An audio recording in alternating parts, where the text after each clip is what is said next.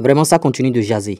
Les enregistrements de la conversation entre les arbitres et la VAR concernant le but refusé au FC Barcelone continuent de faire couler beaucoup d'encre.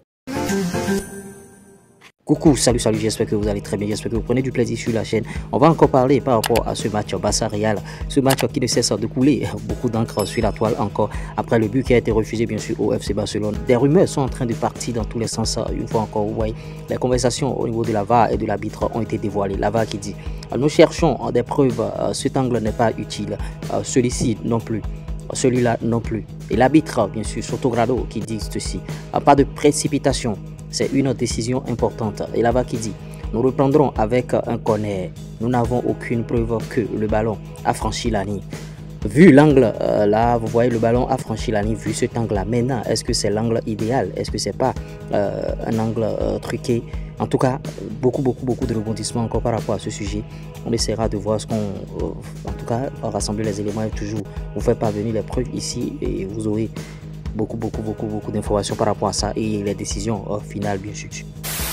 Poursuivons avec Arda Güler qui ne veut pas quitter le Real de Madrid. Mais pourquoi? Vous voyez, le Real veut l'envoyer bien sûr en prêt et il veut se battre bien sûr pour maintenir sa place. Notons que dans cet effectif du Real de Madrid, il lui sera très difficile de pouvoir jouer, très compliqué parce que vraiment il y a déjà des gens là et le Real attend encore du monde.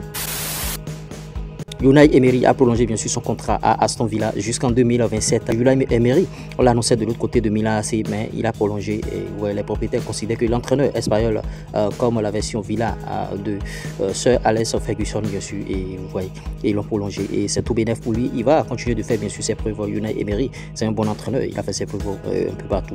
Seulement que bon, au Paris Saint-Germain, on ne lui a pas rendu la tâche facile.